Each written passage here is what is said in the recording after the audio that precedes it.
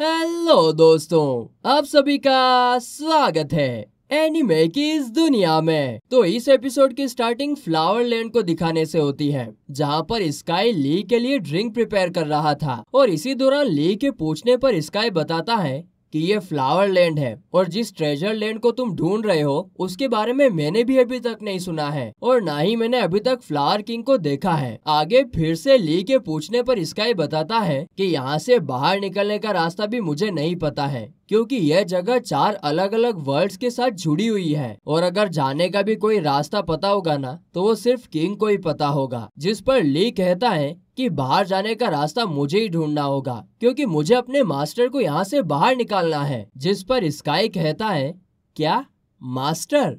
ये जगह ह्यूमंस के लिए काफी ज्यादा डेंजरस है, ये उनके लिए बिल्कुल भी सेफ नहीं है। ये सुनते ही ली तुरंत शियालिंग की तरफ भागता है, क्योंकि कुछ टाइम पहले वो उसे अकेला छोड़कर यहाँ पर आ गया था। वो भागते भागते जाता है और वहाँ पहुँचने पर उसकी सांस में सांस आती है, क्योंकि वो शियालिंग को अपने सामने सही सलामत खड़ा देख पा रहा था। आगे जैसे ही वो शियालिंग को हाथ लगाता है तो शियालिंग उसकी गोद में गिर जाती है और तभी पीछे से स्काई आकर कहता है कि उसे यहाँ के फ्लावर्स के पॉइजन ने अफेक्ट कर दिया है और ये पॉइजन तो इंसानों के लिए काफी ज्यादा खतरनाक है। अगर जल्दी उसे सही नहीं किया गया तो शियालिंग की जान पर भी बन सकती है। जिस पर ली पूछता है कि तो फिर मुझे जल्दी बताओ कि मैं इसे ठीक कैसे कर सकता हूँ। जिस पर स्काई कहता है कि इसे फोक फेरी नाम के फ्लावर से ही ठीक कर सकते हो, जो कि फ्लावर लैंड के फोरबिडन जोन में पाया जाता है। और फिर तुरंत स्काई ली को फोरबिडन जोन की तरफ लेकर जा रहा था और इसी दौरान ली स्काई से पूछता है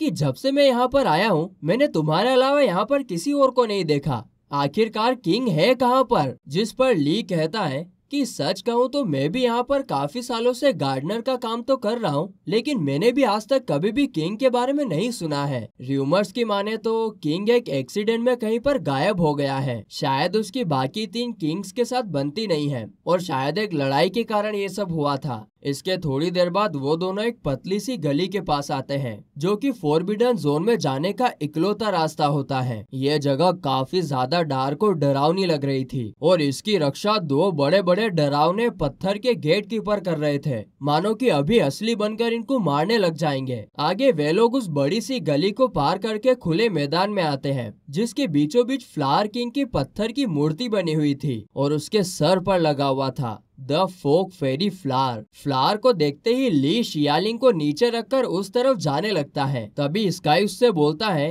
कि कुछ भी हो जाए पानी को बिल्कुल भी मत छूना। जिस पर ली कहता है कि ठीक है और वो एक जंप तो लगाता है, लेकिन वो पानी को टच करने ही वाला था, लेकिन तभी वो अपने मैजिक पावर का यूज करके तुरंत स्टेचू के बेस तक पहुंच जाता है। तभी एकदम से मूर्ति के आसपास फोग जमा होने लगती है और ली को लगता है कि मूर्ति अचानक से बड़ी हो गई है, लेकिन वो इस बात पर ज्यादा ध्यान नहीं देता और तुरंत स्टेचू की चढ़ाई शुरू कर देता है और कुछ टाइम में ही वो टॉप पर पहुंच भी जाता है। यहाँ पर उसे 2 फ्लावर्स नजर आते हैं, लेकिन नीचे से देखने पर तो वहाँ पर एक ही फ्लावर था। आगे ली जैसे ही उनमें से एक फ्लावर को पकड़ने की कोशिश करता है तो वो उसके हाथ में ही नहीं आता है, मानो कि वो फ्लावर कोई इल्यूजन हो, और इसीलिए वो दूसरे फ्लावर को पकड़ने की कोशिश करता है, लेकिन उसके साथ भी सेम चीज होती है, वो भी उसके हाथ में ही नहीं आता है। अब इस पर ली कुछ सोच पाता कि ये क्या हो रहा है उससे पहले ही उसके ऊपर पीछे से 2 बड़े बड़े स्नेक्स अटैक कर देते हैं, जिनसे ली बचने की पूरी कोशिश तो करता है, लेकिन एक बार फिर वो एक स्नेक के मुंह के अंदर फंस जाता है और जब वो उसे बाहर निकलने की कोशिश करता है तभी सांप का छोटा सा डंक उसके गले को जकड़ने लगता है, तो वहीं दूसरा स्नेक फोक फेरी फ्लावर को कुचल देता है। ये देखकर ली तुरंत अपने मैजिक पावर का यूज करके अपने आप को आजाद करवाता है और वो देखता है कि स्नेक के कुचलने के बावजूद भी फ्लावर अभी भी सही सलामत खड़ा था। यह देखकर उसे समझ आ जाता है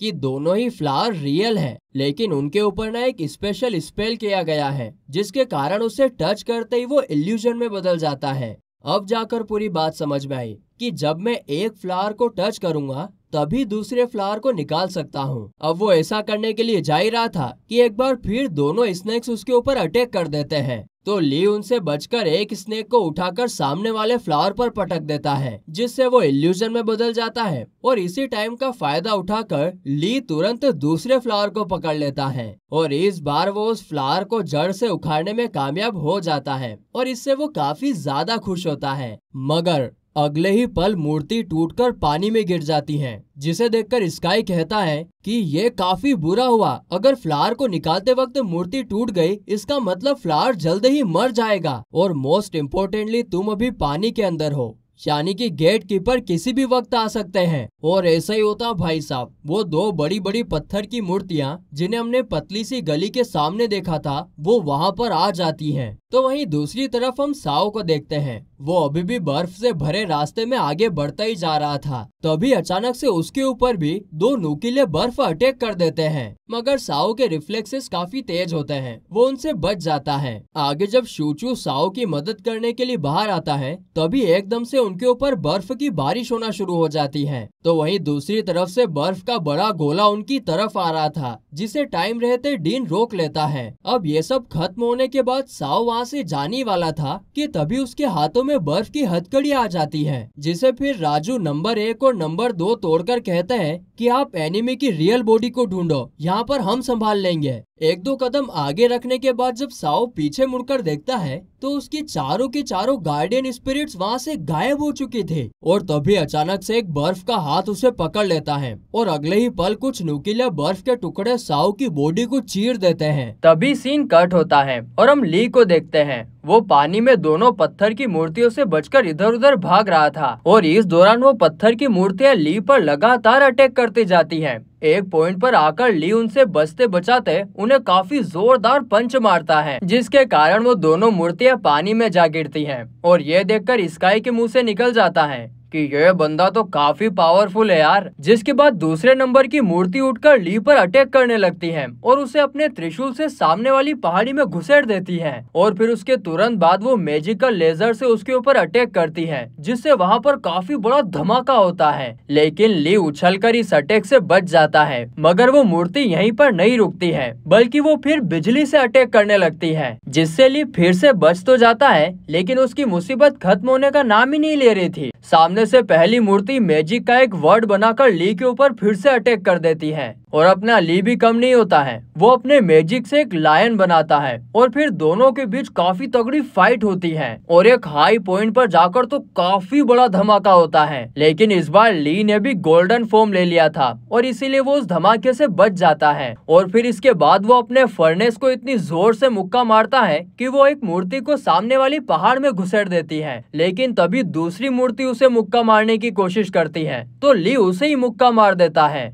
और इससे वो मूर्ति टूटना शुरू कर देती है। और फिर आखिर में ली व्हाइट टाइगर मैजिक का यूज करके उस मूर्ति के टुकड़े टुकड़े कर देता है। इसके बाद जिस मूर्ति को उसने फर्नेस से पहाड़ी में घुसेड़ दिया था, वो एक बार फिर से ली पर अटैक करती है। लेकिन ली की पावर भी अब काफी खतरनाक हो चुकी थी और इसीलिए वो चारों दिशाओं से मूर्ति पर अपने मुक्कों से वार करने लगता है और उसकी पावर इतनी होने की वजह से उस मूर्ति के भी टुकड़े टुकड़े हो जाते हैं। और फिर इस तरह से ली दोनों गेट कीपर्स को खत्म कर देता है, जिसके बाद ली नीचे उतरकर वापस अपने असली रूप में आता है और स्काई को सॉरी बोलता है क्योंकि उसने इस जगह को खंडर बना दिया था। आगे ली शियालिंग को ठीक करने वाला था कि तभी दोनों गेट कीपर की आत्मा मर्ज होने लगती है और फिर वो एक स्पेल सर्कल क्रिएट करती है, जिसमें से मैजिकल लेजर निकलकर सीधे स्काई को हिट करती है। और फिर अगले ही पल सब कुछ शांत हो जाता है और ली देखता है कि काफी सारी मैजिकल एनर्जी स्काई की बॉडी के अंदर जा रही है। तो वहीं जब स्काई ऊपर से नीचे आता है तो ली उससे पूछता है कि ये सब क्या हो रहा है और असल में तुम हो कौन, जिस पर स्काई जवाब देता है